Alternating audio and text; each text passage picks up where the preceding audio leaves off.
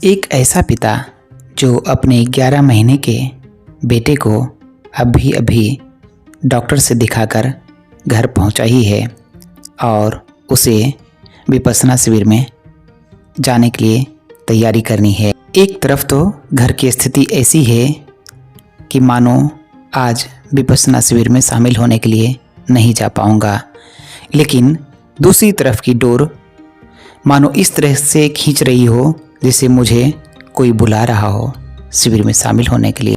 तो यह मानकर मैं चलता हूँ कि वह मेरे लिए एक बुलावा ही था। दोस्तों नमस्कार, आज मैं आपको अपने विपश्यना शिविर में जाने का अनुभव और मेडिटेशन करने का अनुभव मैं बताऊंगा।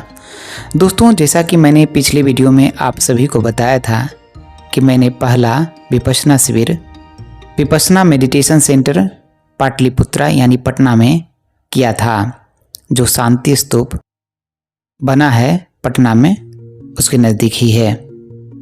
दोस्तों, जब मैंने अपने बेटे को डॉक्टर से दिखाकर अपने घर पर लाया तो मुझे लगा कि अब मैं विपश्यना शिविर में नहीं जा पाऊंगा।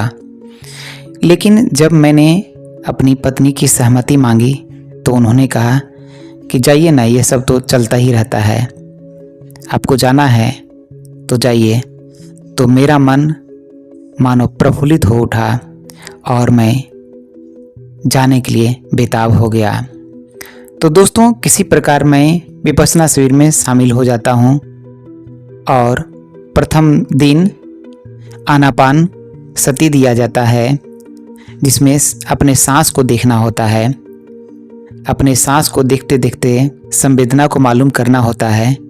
तो संवेदना मालूम चली, 3 दिन बीता, तीसरा दिन बीता, जैसे ही मेरी माँ की आवाज़ आती है नीचे से और मुझे घर की याद आ रही थी, खास करके बेटे की याद आ रही थी कि उसका स्वास्थ्य कैसा है, वह कैसा होगा, यह सब जानने की उत्सुकता मेरे मन में हो रही थी।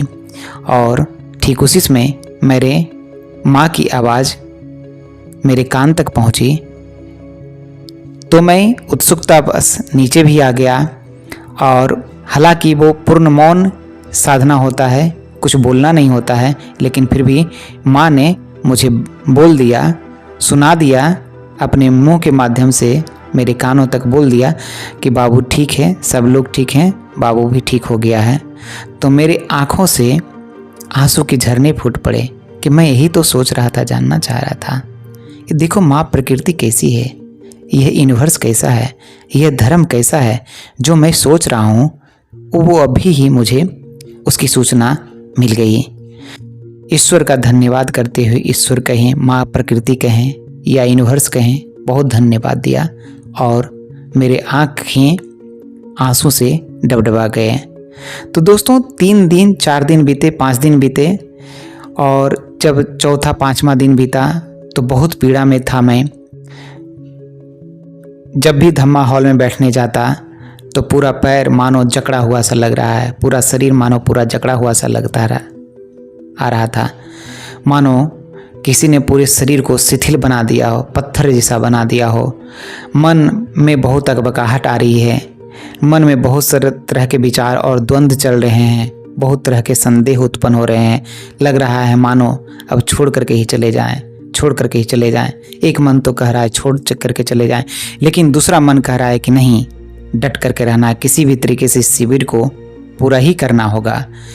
जब दोस्तों धीरे धीरे विपश्यना तो चौथा दिन दे दिया जाता है और विपश्यना का अभ्यास करता गया, चौथा 5वां दिन, 6ठा दिन अभ्यास करता गया। तो 6ठा दिन के बाद धीरे धीरे अच्छा मालूम होने लगा, 7वां दिन और भी अच्छा महसूस होने लगा, क्योंकि जो दर्द हो रहा था वो धीरे धीरे कम होता जा रहा था, चलता जा रहा था, ख़त्म होता जा रहा था। और 9वें दिन आकर के जब हम लोगों को मंगल मैत्री मिली, तब उसके बाद शरीर और मन बहुत हल्का हो चुका था। इस तरीके से हमने पहला शिविर पूरा किया था। और 10वें दिन जब घर लौटे घर लौटने के बाद तो मानो लग रहा है कि पूरे घर में शांति ही शांति है। जहाँ पर भी निकल रहे हैं आसपास लग रहा है मानो शांति ही शांति है। और घर में जब मैं लेटा हुआ हूँ तो लग रहा है बस मस्ती में हूँ, झूमा हुआ, बस अकारण मुझे अच्छा लग रहा है, बस अच्छा लग रहा है। बस कारण मत पूछो कि क्यों अच्छा लग रहा है, अच्छा लग रहा है। मानो अंदर से शांति के झरने फूट रहे हो, मानो अंदर से प्यार के झरने फूट रहे हो। बेटे के ऊपर प्यार उमड़ रहा है, पत्नी के ऊपर प्यार उमड़ रहे हैं, माता पिता के ऊपर प्यार उमड़ रहे हैं। इतनी खुशी तो जीवन में कभी प्राप्त हुई ही नहीं थी मुझे, जितनी खुशी मुझे पहला 10 दिवसीय विपश्यना शिविर करने के बाद हुई।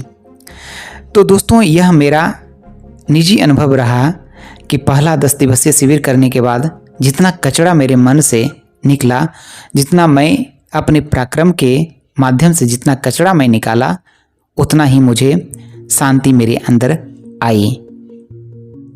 दोस्तों, दूसरा शिविर भी मैंने पटना में ही किया था, जबकि तीसरा शिविर मैंने धम्मा तट सिलीगुड़ी में किया, जिसका आप फोटो अभी आप देख पा रहे हैं और इसका वीडियो भी आगे मैं आपको दिखाऊंगा धम्मा तट सिलीगुड़ी का, जिसमें एक फीडबैक भी है, वो फीडबैक भी मैं आपको सुनाऊंगा। उसके बाद दोस्तों एक लघु शिविर मैंने किया। जैसा कि मैंने पिछले वीडियो में मैंने आपको बताया था कि जब आप एक 10 दिवसीय शिविर कर लेते हैं तो एक आप पुराने साधक हो जाते हैं, तो आप छोटे शिविरों को करने के लिए, यानी 1 दिवसीय 3 दिवसीय शिविरों को भी करने के लिए आप एलिजिबल हो जाते हैं। तो दोस्तों उसी वीडियो में मैंने बताया भी था कि 3 दिवसीय लघु शिविर मैंने धम्मा सिनेरू ऊपरी सैमदांग पूर्वी सिक्किम में किया था और उसका अनुभव तो मत ही पूछिए कि क्या रहा। बहुत ही अच्छा अनुभव। पहाड़ पर जाकर के जब आप मेडिटेशन करते हैं, शांति में जाकर के जब आप रहते हैं, और पहाड़ पर मेडिटेशन क्यों अच्छा होता है उसके लिए भी मैं आपको आगे आने वाले वीडियो में बताऊंगा कि क्या वजह है कि पहाड़ पर इतनी शांति होती है। और इस शांति में जाकर के जब आप अभ्यास करते हैं तो अभ्यास की तो निरंतरता, अभ्यास करने की प्रेरणा तो मिलती ही है, जागती ही है, और मन भी आप बहुत अंदर की गहराई तक उतर कर आप अपने मन की सफाई करने में सफल हो पाते हैं। तो दोस्तों यह कुछ मेरे लाइंस थे जो विपश्यना शिविर करने के बाद मुझे अनुभव हुए। हालांकि ये सारे अनुभव को तो मैं इसमें नहीं समेट पाया हूँ। इस 7-8 मिनट के वीडियो में मैं क्या आपको बता पाऊँगा कि विपश्यना विद्या ने मुझे क्या दी है, मुझे क्या अनुभव हुए हैं। जब कभी भी पूरे विस्तार से एक बार मैं वीडियो बनाऊंगा, जब आधे घंटे के लिए 1 घंटे का जब मैं वीडियो डालूंगा, कभी भी जब मौका मिलेगा आगने वाले समय में, तब उसमें मैं विस्तार से आपको बताऊंगा कि प्रथम शिविर में मुझे क्या अनुभव हुआ, द्वितीय शिविर में मुझे कैसा लगा, तृतीय शिविर में मुझे क्या अनुभव हुआ, लघु शिविर में मुझे कैसा अनुभव हुआ, वो सारी बातों को मैं बताऊंगा। तो दोस्तों अभी हमें फ़िलहाल इजाज़त दीजिए, फिर एक नए वीडियो लेकर के लिए आपके लिए हाजिर होऊंगा। तब तक के लिए नमस्कार, धन्यवाद।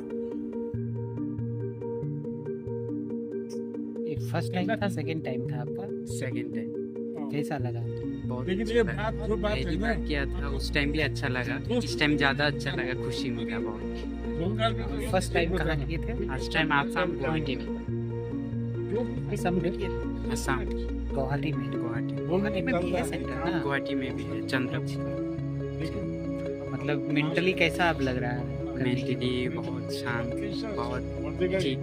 फर्स्ट कोर्स कब आपने किया था? फर्स्ट 1 ईयर पहले। 1 ईयर पर कोर्स कर